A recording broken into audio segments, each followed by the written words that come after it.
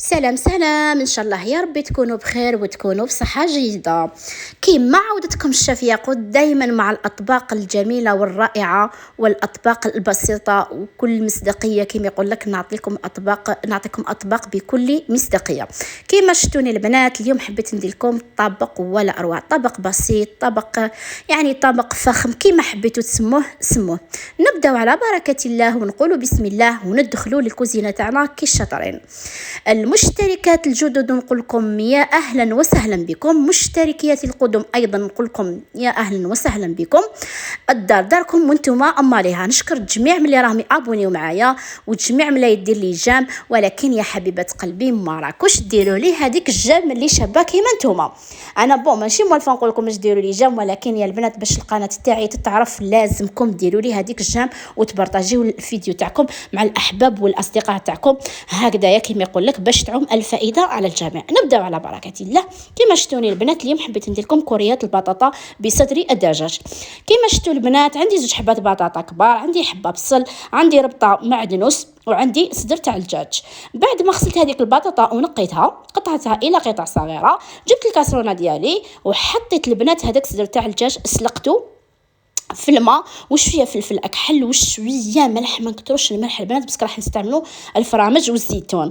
بعد ما تسلق لي هذاك الصدر تاعي تاع الدجاج في الماء نفسه، هذاك مرق الدجاج هذاك اللي سلقنا فيه الصدر تاعنا تاع الدجاج، زيت حطيت هذوك حبيبات تاع البطاطا يزيدوا يطيبوا في هذيك المرق تاع الدجاج.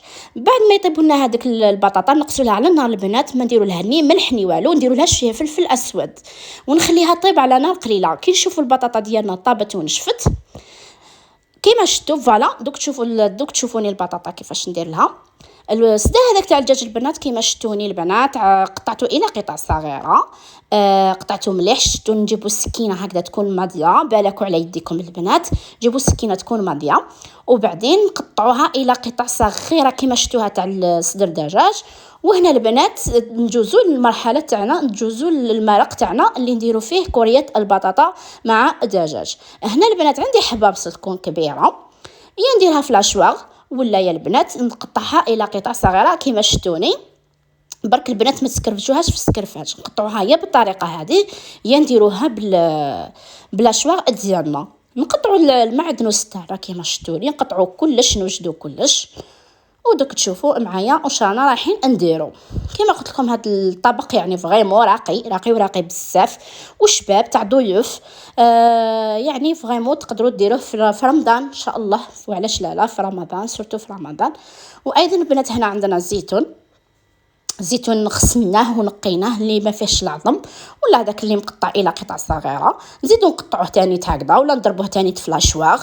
كما قلت لكم اللي عندها لاشواغ دير في لاشواغ، غير معدنوس لا ما نديروهاش في لاشواغ، قطعوها بيدكم خير. الحمد لله. كما كتشوفوا نقطعوا هذاك الزيتون هكذا كما قلت لكم بعد ما غسلناه ما غليناه ما والو، نقطعوه ايضا هكذا.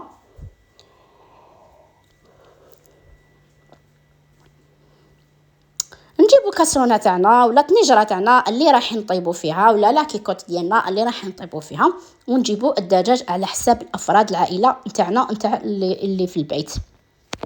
راكو في 4 راكو في 5، المهم على حساب العائله ديالكم. هنا عندي لي كويس تاع الدجاج شوتهم وغسلتهم في الماء والخل والملح ونقيتهم كيما شفتوني وقطعتهم الى قطع هكذا، قطعناهم على زوج وضفنا لهم هذيك الحبه تاع البصل وزيت، حطيت لهم ملعقه تاع السمن. هنا البنات انا كانت ما عنديش سمن درت زبده، وانتم ديروا سمن احسن. عندي زوج مغارف تاع الزيت كما تعرفون انا ما نكثرش بزاف اليدام.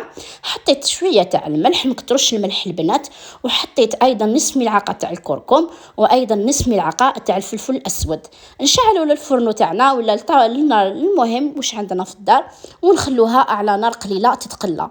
كي نشوفوا هاي البنات مليح تتقلى لكم خلوها تتقلى لكم مليح، ما نحطوني ماني والو، خلوها تتقلى لنا غير على نار قليله ونقلبوها من داك نحركوها من داك ونجوزوا للمرحله الثانيه. ما بعد الطنجره تاعنا الدجاج تاعنا راهو يتقلى على نار قليله ونحطوا الماء بيان سور دائما نحطوا الماء يسخن، نجيبوا هكذايا الاناء اللي نحطوه فيه ولا مهم ونحطوا هذيك البطاطا اللي كنا غليناها كما شرحت لكم في بدايه الفيديو، ونعبزوها غير بالفرشيطه يا البنات، ما نضربوها لا فلاشواغ لا بالبغا لا والو، نديروها غير هكذا كيما شفتوني هكذا، ما ديروا لا حتى حاجه. رمينا هذيك المعدنوس ورمينا كيما شفتوا البنات 3 مغارف تاع لا شابلور، وايضا حطينا الشيدر، كان عندي شيدر، واش عندكم الفرماج، ولكن من الاحسن ديروا هذا شيدر هكا يجيكم بنين ويجيكم تاني مليح، والفرماج تاعو شباب. حطينا شويه رشه تاع فلفل اسود كما شفتوني، وحطينا ايضا نصف ملعقه تاع زنجبيل وشويه تاع الملح، هذا مكان. وحبه بيض، حبه بيض كامله باش نخلطوا كامل الخليط ديالنا، هذيك الدجاج وهذيك البطاطا والمعدنوس ولي زيبيس اللي كنا حطيناهم بيان سور. وبعدين نديروها في الثلاجه ونخليوها تريح باش نشكلوها الى كوريات. كما شفتوني البنات ضفت الزيتون للمرق ديالي، الدجاج ديالي تما مازالو يتقلى لي الدجاج تاعي، خليته ياخذ مليح هذيك التقليه تاع نخليه يتقلى لي مليح البنات حتى تدبل لي هذيك البصل. واللي ما تحب لهاش البنات البصل تبعنا لها بعد ما تتقلى لك مليح ضربيها بالبغا، واللي تحبها تخليها هكذا كيما انا خليتها هكذا، ما ضربتها ني بالبغاني والو، خليتها غير هكذا ولا صفيها ولا كيما حبيتي باش المريقه ديالك تجيك شويبه وتجيك تجيك كما نقولوا حنا عندها الوجه. اللي ما تحبش هذيك البصل، ولكن انا خليتها هكاك، ما ضربتها لا بالبغا لا صفيتها في الكسكاس كيما شفتوني البنات. كيما قلت لكم بعدين بعد ذلك بعد ما تتقلى لنا وكامل، راني تخلط شويه يا البنات سمحوا لي عيانه وكامل، ولكن معليش ما تديروش علينا ليسونسيال الفيديو قدامكم راهو مفهوم. كما قلت لكم البنات نضيفوا له الزيتون بعد ما غليناه 3 غليات كما شفتوني، كما على بالكم تدخلوا في لي فيديوهات تاعي تعرفوا كيفاش نغلي الزيتون، نغليه بطريقه شابه. غلوه البنات مليح ومن بعد غسلوه بالماء بارد وضيفوه لهذاك الدجاج وخليه ياخذ هذيك التقليه، ومن بعد كي نمرقوها. هنا البنات هذوك الكوريات هنايا جبنا لا شابلور ني فارينا ني والو، نخدموه بهذه الطريقه. لا شابلور هو الخبز اليابس البنات، الخبز اليابس شوفوا البنات هذه والله العظيم ديتها على تجربه، وراتها لي شيف كبيره في العاصمه هنايا، قالت لك باللي على الحق راهو يأذن، قالت لك باللي لا شابلور تاعنا نخلو الخبز تاعنا لمده 3 شهور البنات، على ضليله تكون نحطوه زعما في البالكون ولا كل وحده واش عندها البنات. نحطوا الخبز تاعنا هذاك اللي ما فيش سانوج، اللي بلا سانوج، ونحطوه هي البنات، نجيبوا سنيوه تاعنا ونحطوه في الضليله ونخلوه يبسنا لمده 3 شهور هكذا، باش الخبز تاعنا يكون مليح ويكون فهمتي يكونوا عنده فوائد عظيمه. هنا البنات بعد المرقه تاعنا ما تقلات وتنشفت وزمرقناها وكامل، هنا كلش طاب، الدجاج طاب، كلش الزيتون طاب. كما شفتوني رميت لها ايضا شويه تاع الفرماج، كما شفتوه الفرماج غابي، ورميت لها لا كرام فريش حوالي كاس تاع لا كرام فريش ولا فنيجل تاع لا كرام فريش كما قلت لكم على حساب هنا كيما هاد الطبق يا البنات كانوا عندنا ضياف، هنا هدايا طيبتو للضياف وهبلوا عليه، صدقوني هبلوا عليه.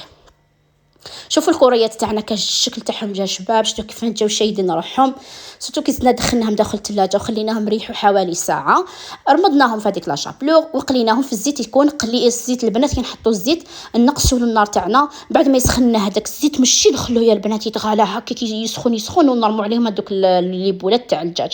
نو هنا لي بولات تاع الدجاج راح يتحرقوا لكم، حنا بعد ما يسخن لنا بيان سور الزيت وكامل نقصوا له يا البنات ونرميو حبيبه هكذا صغيره نسيو ونرموا لي بولات تاعنا باه يعطونا هذيك التحميره شابه، بس كلش راهو طايب يا البنات، حنا نحوسوا غير على هذيك لا كولور.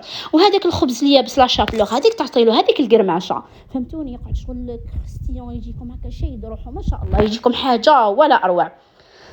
ومن بعد يا البنات رميناه في لاصوص تاعنا البنات. هنا هذا الطبق يتقدم هكذا سخون، فهمتوني؟ يتقدم هكذايا مباشره يا البنات، ماشي نروحو نرمو هذوك الكوريات في لاصوص هذيك ومن بعد نخلو هذيك لاصوص نخلوهم في لاصوص ساعه ولا 2 سوايع.